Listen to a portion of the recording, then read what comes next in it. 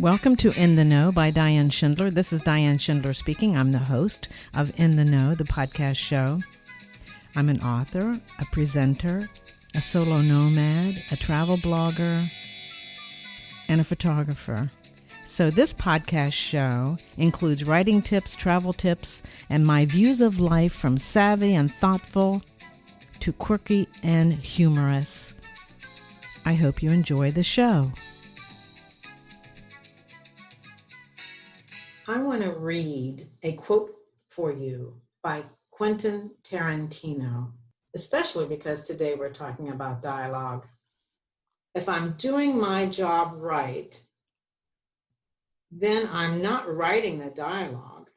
The characters are saying the dialogue, and I'm just jotting it down. Another quote that I like, this is by Sefi Atta. She says, "For all forms, writing dialogue is almost like writing music.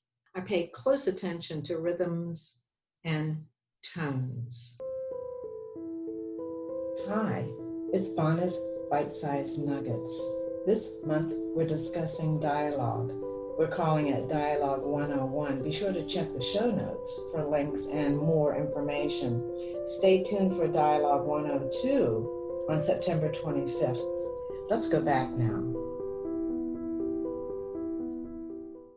Today we're going to cover the purpose of dialogue, knowing dialogue. Once you know the purpose, then how do you actually get from function to task? We're going to get specific about some do's and don'ts about dialogue. And of course, we're going to give you some great examples from our personal repertoires. We will also talk about dialect and accents within this presentation today. So, Bona, and we'll have your nuggets at the end, your bite-sized nuggets. I always like that. And what's on our nightstand? What are we reading when we go to bed at night? We'll have a couple of books in that regard as well. So tell us, what is the purpose of dialogue? Well, despite what Quentin Tarantino says, that the dialogue just flows out of the characters' mouths, if you're writing it, that's another story. Writing dialogue, it has three purposes. One is to move the story forward. The second one is to reveal relevant information about the character. And most importantly, in my book, is to help the reader understand the relationship between the characters. When you're writing, you want to use all three of those purposes in mind. And when we don't achieve those purposes in dialogue, what do we do? Delete, delete, delete. So those are the three purposes. How do we move from purpose to application? That is to say, how do we write dialogue that will achieve those three purposes? Move the plot forward, reveal relevant information about characters, and demonstrate the characters, the relationship among and between one another. We have 6 ways in which to approach the writing of dialogue so that we can achieve purpose. One is to express interaction. So we might talk about a character and we would say, Kaylee thought to herself, comma, quotation marks, I'm going to be late for class. That's inner dialogue. What Kaylee is thinking. Who is she saying it to herself? Another way in which to demonstrate, to show inner dialogue is to have just those words in italics. She said to herself, I'm going to be late for class. So we might have that in italics and not have Kaylee said to herself, but rather just those words, I'm going to be late for class, in italics. Conveying exposition is giving information about the scene at hand. And in The Secret History by Donna Tartt, there's a great block of dialogue that does that. We're instantly drawn in and the dialogue picks up speed and lures us into the story. So look for the information as well as the exchange of dialogue. Hi, Richard, she said. and spit out a mouthful of toothpaste. She was wearing cut-off jeans that had bizarre, frantic designs drawn on them in magic marker and a spandex top which revealed her intensely aerobicized midriff. "Hello," I said, setting to work on my tie. "You look cute today." "Thanks. Got a date?" I looked away from the mirror at her. "What? Where are you going?"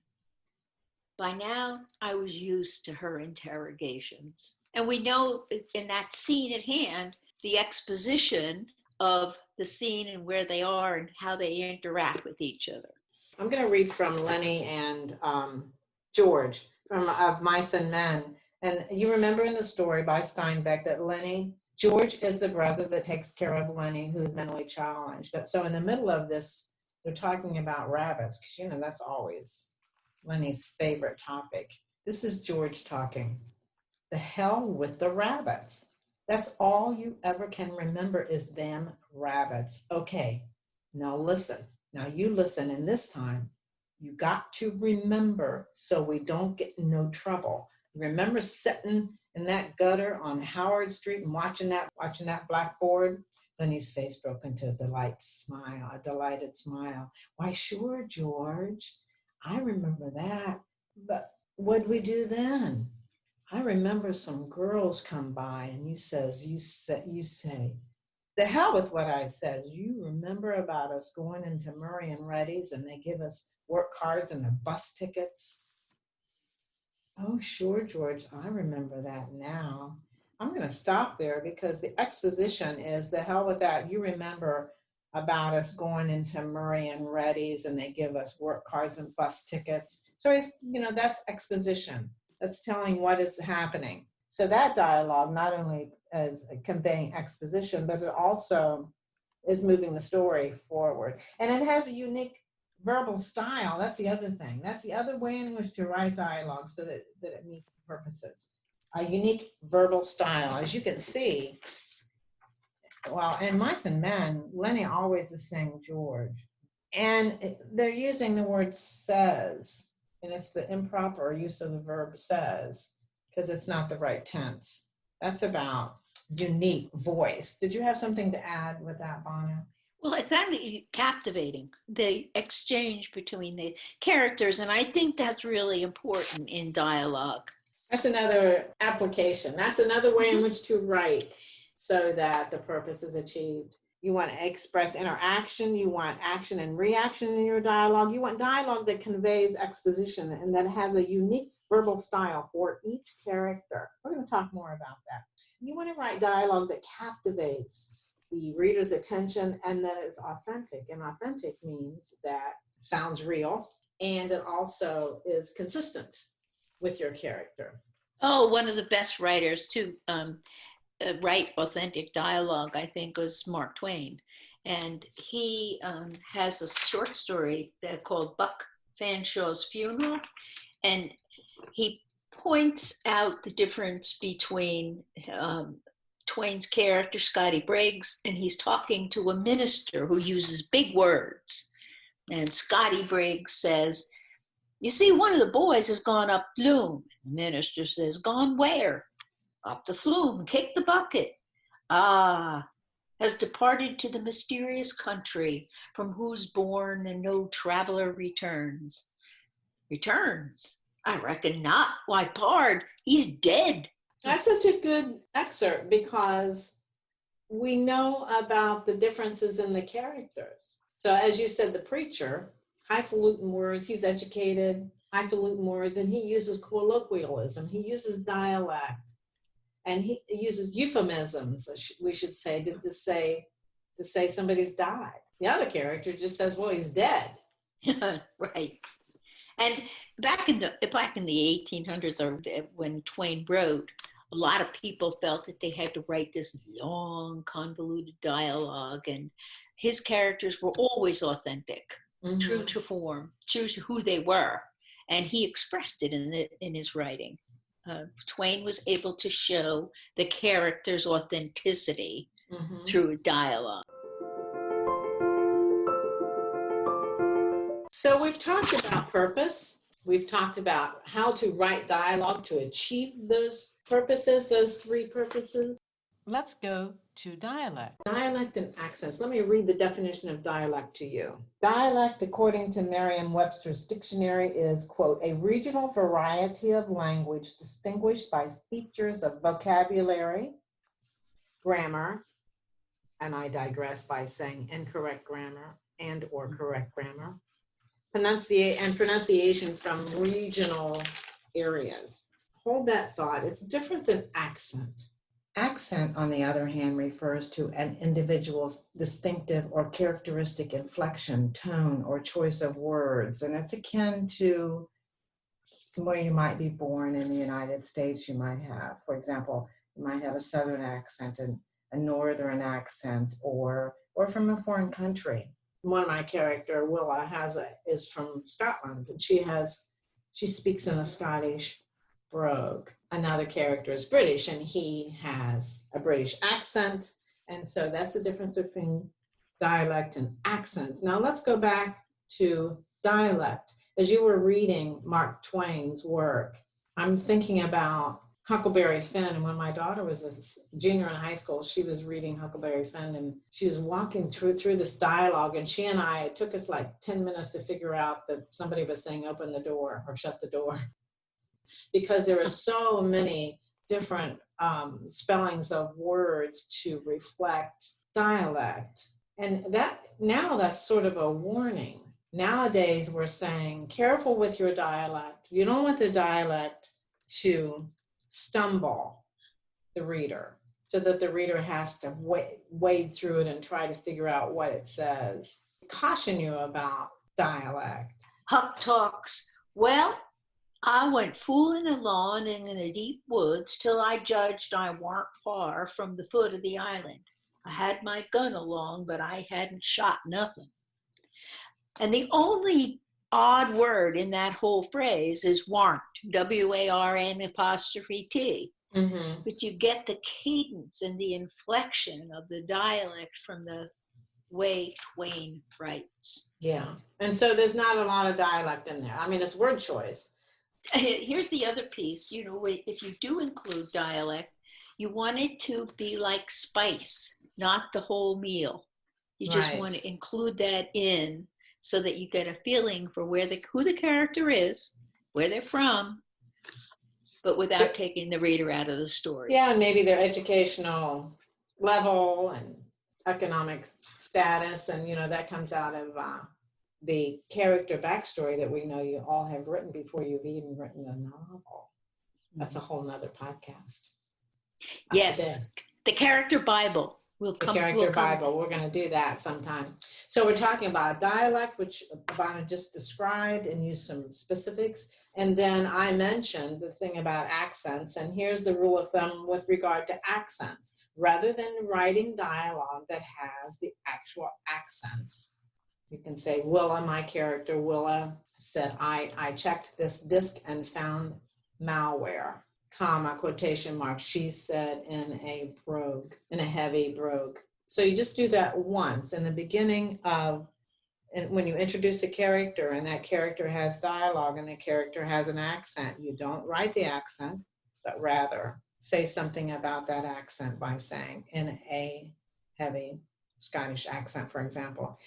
Thinking about dialogue and avoiding accent, as I just described, you can have word choice that it reflects where that character is from.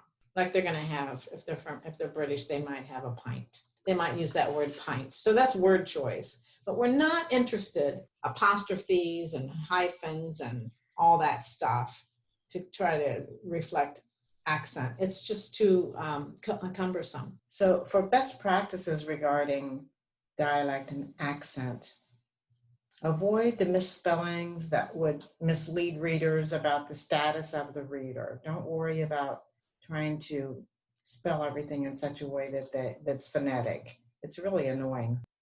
Pepper a narrative with occasional uses of dialect. Think about using well-known sentence structure or syntax that exemplifies the dialect, such as in Cajun.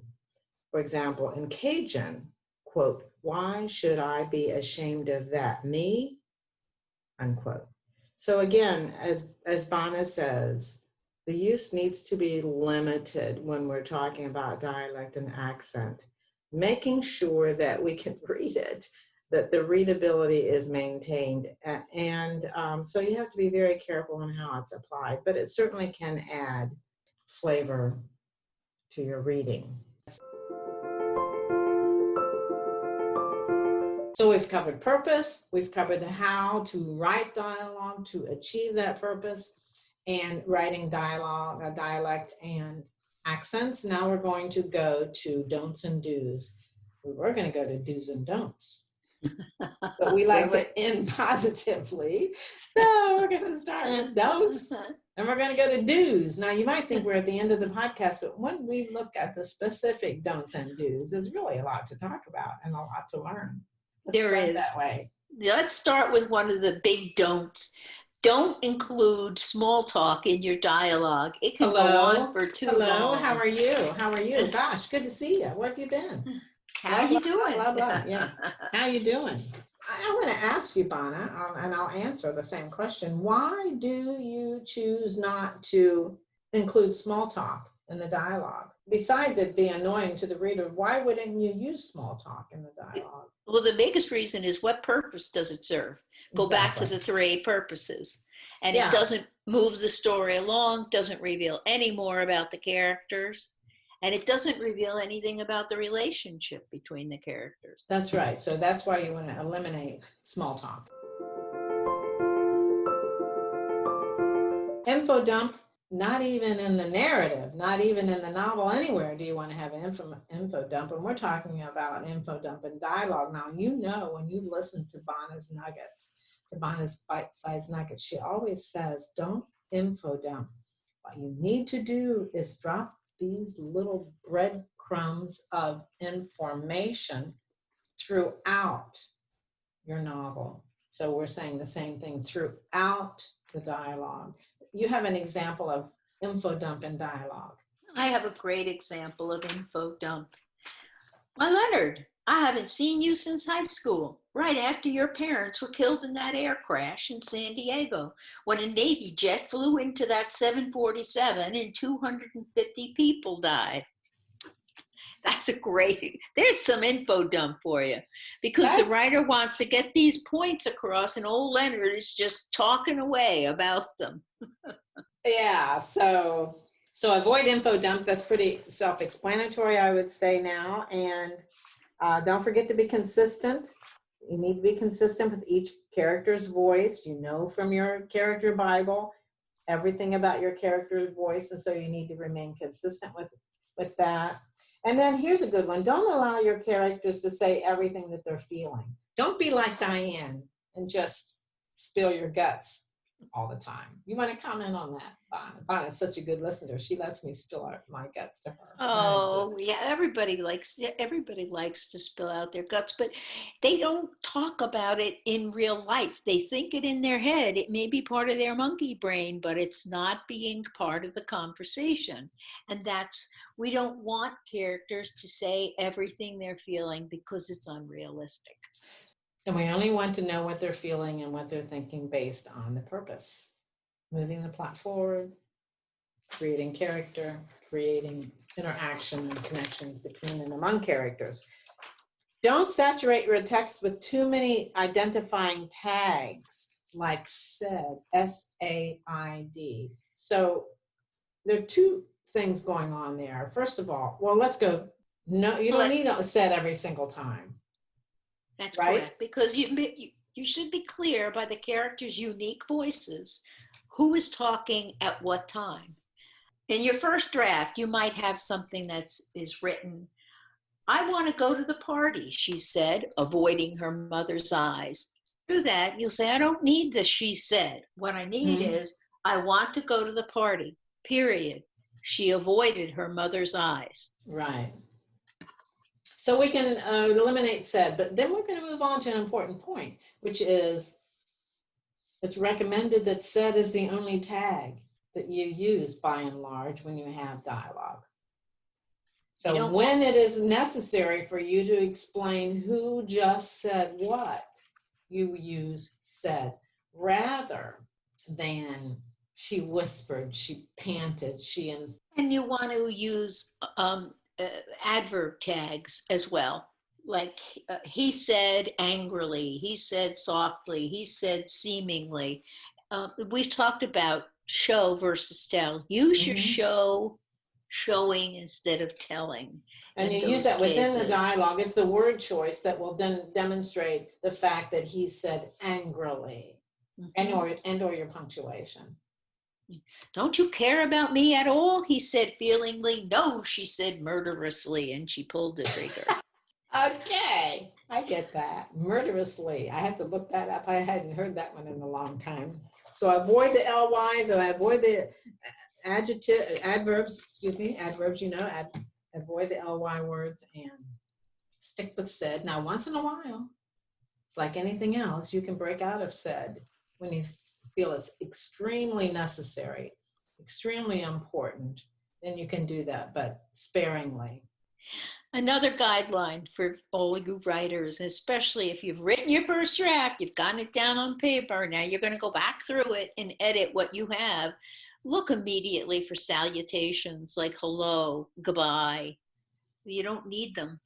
They serve no purpose. They don't move the plot forward. Dialogue needs to reflect purpose.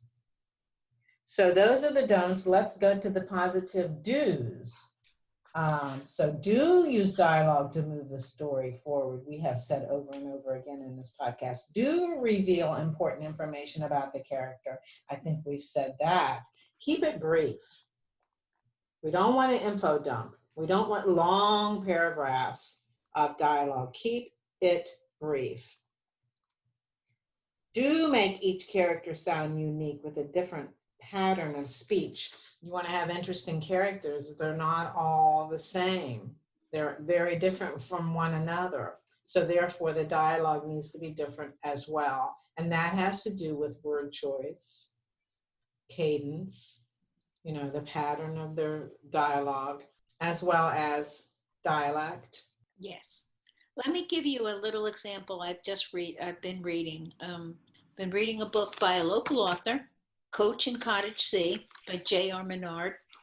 And it's a story of a football player in the NFL who didn't make it. He didn't make it in the NFL.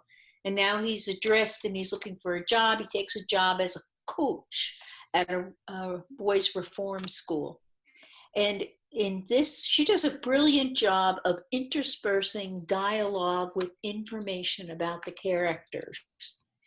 When the coach meets the first time the strongest inmate in the school, the leader of the other boys, and that other boy's name is Bo, and the coach says, I guarantee you'll be suspended from all areas of the gym and the field and the pool. Bo shrugged his shoulders. It only takes a word to confine you to your bed or make solitary your new home. Like that crap hasn't been done before. I've been shit on 1,000 times. You're just another asshole that's going to do it. Bingo. This kid is angry. Watch your mouth, Mr. Tough Guy, Matt said, or do we end this talk right now and escort you to your cottage? Bo looked down at the floor and kicked his foot outward, scuffing the wooden surface. He looked back up at Matt. You done? Matt asked. 'Cause I'm the tough guy here, the top athlete, not you. So why do I choose that as a brilliant example of good dialogue and interspersed narrative? Because we know we learn about the characters in just those few lines. We know who has the upper hand. We know what's triggering Bo's reactions. It's just something that's happened so many times before.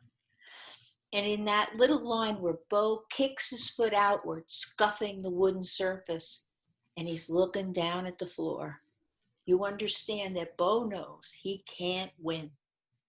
I love the tension. I love the tension that dialogue creates. Create suspense through what's said and what's not said. I like this one. And I've learned one way in which to create suspense when you're writing dialogue is to ask a question, have a character ask a question, and then the response is another character asks a question. So answer a question with a question. I don't have dialogue, but I can make something up. I don't have anything to read, but I can make something up. So I say to Bona, so Diane says, what book is on your nightstand tonight? And Bona says, why did you ask me that now? Why did you ask me that now? Good job. Because I want you to read from it.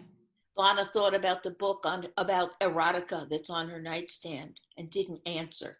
You answer a question with a question or refuse to answer. We're right on target here, Bona. Or refuse to answer a question. That's a really good way to create suspense. Where is the file? I've been looking for the file. Where is it? He turned on his heel and walked out the door. The other do is like you say, Bona, when you finish your writing of your dialogue, you want to go back. You are to read your dialogue out loud. See if it's authentic. See if you have interesting words, good word choice. Make sure it's not too long. Make sure that it does indeed have a purpose. And make sure, one more thing, to honor the relationship between the characters. Don't violate that. Diane and I have a specific relationship of these two authors and editors and experienced professionals. We are all, if we were writing the dialogue for our story, we would honor that and not interject a personality of another character. Mm-hmm. Good. I want to summarize what we've done today. Bona talked about the purposes, the 3 purposes of dialogue. And then we said, gee, if this is the purpose, how do you write dialogue to meet those purposes? And so we talked about inner dialogue, action, reaction, exposition, unique verbal style, captivating and authentic writing. We talked about dialect versus accents. We also talked about the don'ts of writing dialogue and the do's of writing dialogue. So tell us what your nuggets are for today. Here we go. Read your dialogue out loud. We've said it 6 times, we'll say it a 7th. Listen to your dialogue being read out loud. Show, don't tell in dialogue. And as a general rule of thumb, 25 to 30% of your novel should be dialogue. Any more than that, and you're generally speaking using too much. And any less than that, it's not an active, in the moment novel. You mentioned that to me before as we were prepping for this podcast. You know, that's what dialogue does. It puts us in the moment. Yeah, that's true. Dialogue takes you right into the moment of the action and the interchange between the characters. It livens it up. And before we sign off, we always have what is on our nightstand. What are we reading on our nightstand? I am reading from Sid Fields, it's Sydfield, from his book called Screenplay, The Foundations of Screenwriting. But I want to read to you what he's saying about dialogue, which is so important. Quote, when you're writing, you'll find it may take you about 60 pages before you make contact with your characters, before they start talking to you, tell you what they want to do and what they want to say. Once you've made contact and established a connection with them, they'll take over. Let them do what they want. Trust your ability to exercise the choice of action and direction during the, quote, words on paper stage. And don't expect your characters to start talking to you from page 1. It doesn't work that way. Even if you've done your creative research and you know your characters, you might have to experience some resistance before you break through and get in touch with them. So dialogue is really a function of character. I'm probably going to write more than 60 pages before I connect with my characters, but this makes me, it makes me feel really good, because sometimes I can feel defeated. I'm trying to write dialogue for my character. I just feel like it's not working. Well, it's not going to work at first. So we need to take time with it. What's on your nightstand, darling? Oh, on my nightstand is the book from the Florida writer, Coach in Cottage C, the story of the life of Victor Prinzi, who had a life-changing experience with the boys at the reform school here in Florida. Nice. Now, I understand you told me about this. Are you willing to share on this podcast that you're reading Dr. J's Chemical Sex, Just One More Anthology? Yes, but thank goodness I don't have just books about writing on my nightstand. I know, I'm boring in that way. I get your message. Yes, I have that book on my nightstand. I met her at the conference in Orlando, and she talks about writing sexy characters and how to include that in your writing. Yes, so she writes erotica, and she's writing a romance novel right now. So I can't wait to read that one. Yes, that'll be juicy. Yeah, so there we have it. That was Dialogue Podcast 1. Next month, we will have another podcast, and it will be Dialogue 2. We're going to delve more into what we've talked about today, and we're also going to talk about indirect dialogue. And the dynamic elements of dialogue too, the setting, the props, the nonverbal elements of your characters. So tune in next month and learn more about making your novel action-packed and character-driven. Thank you, Bona. Thank you so much for listening to In the Know. If you would like to support the show, you can do so by subscribing and sharing it with your family and friends. You can like this episode, leave a comment, and even add a rating. Your support is very important to the success of In the Know. Thank you for listening, and see you next time.